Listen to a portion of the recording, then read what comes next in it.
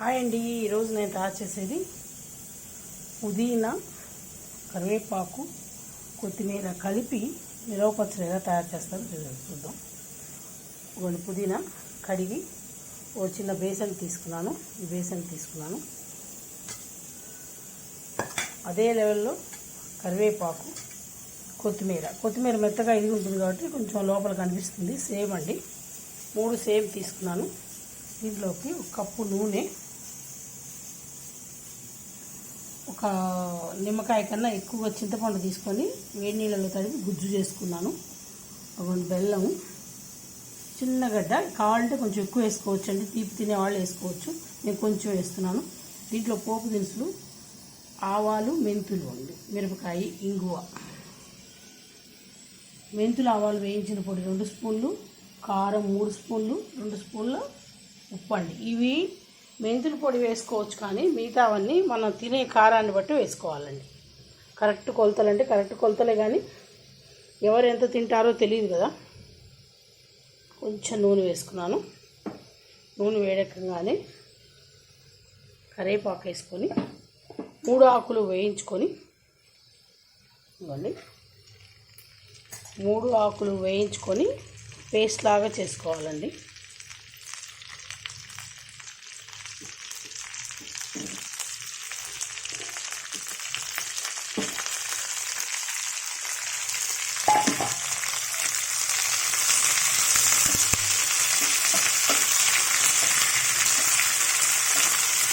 నిలవ అంటే దాని తగ్గట్టుగానే చేసుకోవచ్చు. ఇంకా ఆకులు ఎండబెట్టి అది చేయాలి. ఊరికే చూపిస్తున్నాను. ఇది కడిగి ఆరబెట్టుకున్న ఆకులు ఎండబెట్టినట్టయితే ఇంకా చాలాసేపు మనకి నెలల తరబడి నిలబడుతుందండి పచ్చడి. ఏరుకలాన్ని కొత్తిమీర, కరివేపాకు చేస్తే నెల రోజులు పాడవలేదు పచ్చడి. కర్రీ దాంట్లో కాకుండా గాజు సీసాలో కానీ జాడీలో కానీ పెట్టుకుంటే, ఇది కానీ దాంట్లో పెట్టుకుంటే ఉంటుంది.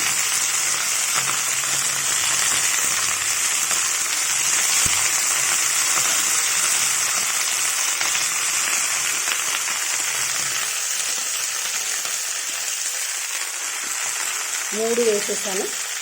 3 దగ్గరకు వచ్చేదాకా ఉంచుకోవాలి. దీంట్లో ఇదే మెయిన్. నేను తడి పొడిగానే ఉన్నాయి, కానీ చూసుకొని వేసుకోండి. పొడిగా వేసుకుంటే చాలా రోజులు ఉంటుంది. ఇదే చేసుకున్నది ఉంచుకొని ఆరబెట్టుకొని ఒక పూట, ఒక రోజు ఒక 5-6 అవర్స్ ఆరబెడితే ఉంటుంది. ఇలా కొంచెం సేపు మగ్గనిచ్చి చూపిస్తాను. చాలు. మళ్ళీ ఎందుకు తక్కువ మగ్గనిచ్చాను అని మీకు స్టోరీ తెలుస్తుంది. మగ్గించకపోయినా బాగానే ఉంటుంది, కానీ మరీ తడి మీద వేయించేయకుండా ఉన్నట్టుగా ఉంటుందని ఇలా చేశాను. తీసేసి మళ్ళీ తీసుకున్నాను. ఇప్పుడు మళ్ళీ పాన్ పెట్టాను. ఇప్పుడు మిగతా నూనె పోసేసానండి. కొంచెం తక్కువ పోసుకున్నా పోసుకోండి. కొంచెం పచ్చట్లో ఇది అవ్వాలి కదండి, ఉప్పు కారం అన్నీ దీంట్లోనే పట్టాలి. వేసి చింతపండు ఉడకబెట్టుకొని కొంచెం గోరువెచ్చగా వదిలేసేసేయాలి. అప్పుడు ఈ నూనె పచ్చడేసి మళ్ళీ వెలిగించుకుంటే ఆయిల్ పైకి వచ్చేదాకా ఉంచుకున్నాం అనుకోండి, పచ్చడి పాడవకుండా ఉంటుంది. ఇవ్వండి, పోపు దినుసులు వేసుకుందాం. పోపులు అంటే మెంతులు, ఆవాలేనండి. ఇవి చిట్చిట్లు ఆడిన తర్వాత ఇంగు వేసుకొని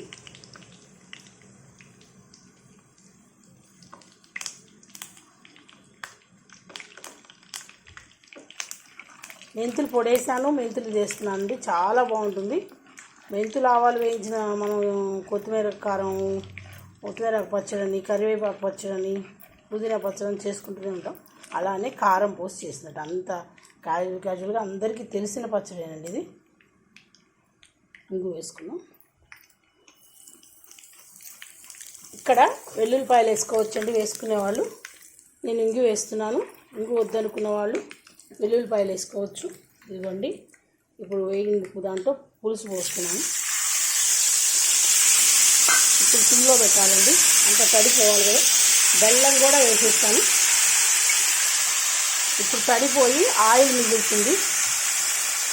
ఈలోపు మనం పుదీనా ఆ పచ్చడి చేసుకుందాం. పోయి చూసారా ఆయిల్ బయటకు వచ్చేస్తుంది. సిమ్లో ఉంచేసాను.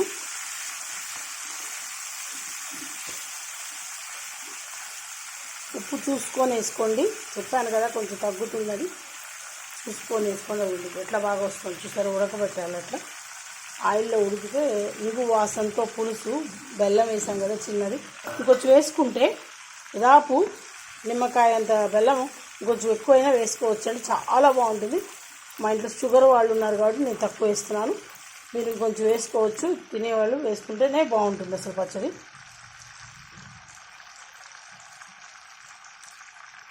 నేను చెప్పా కదా కొలతలు అంటే ఉప్పు కారం చూసుకొని వేసుకోవాలండి. ఇదిగోండి సరే, చింతపండు ఒక్కటే ఆగిపోయింది, ఆయిల్ బయటకు వచ్చేసింది. ఇప్పుడు పసుపు వేసుకుందాం.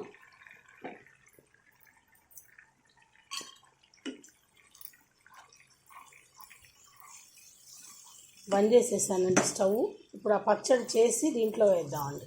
ఒక 2 నిమిషాలు ఇలా పేస్ట్ చేసుకున్నాం. ఇప్పుడు మళ్ళీ స్టవ్ వెలిగించుకొని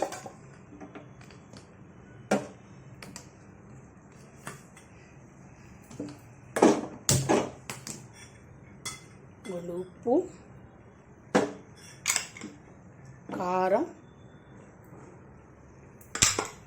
మెంతులు ఆవాలు వేయించిన పొడి ఇవి కలుపుకొని అది వేసుకొని ఇందాకే వేయచ్చు, కానీ మీకు పచ్చడి అవి చేసి చూపిస్తూ చేద్దామని ఆగాను. ఇప్పుడు ఇది కలుస్తుంది కదా సరే, ఎందుకంటే ఉప్పు పక్క కలిసి ఉప్పు కలవకపోతే కష్టం, అందుకని ఇప్పుడు ఇది వేసుకుందాం. దీంట్లోనే కారం పోసి గ్రైండ్ చేయొచ్చండి, అదేం లేదు, అది చూసుకొని చేసుకోండి. దీంట్లోనే మిక్సీలోనే కారం ఉప్పు మెంతిపూడి వేసుకొని గ్రైండ్ చేసుకున్నా కూడా బాగుంటుంది.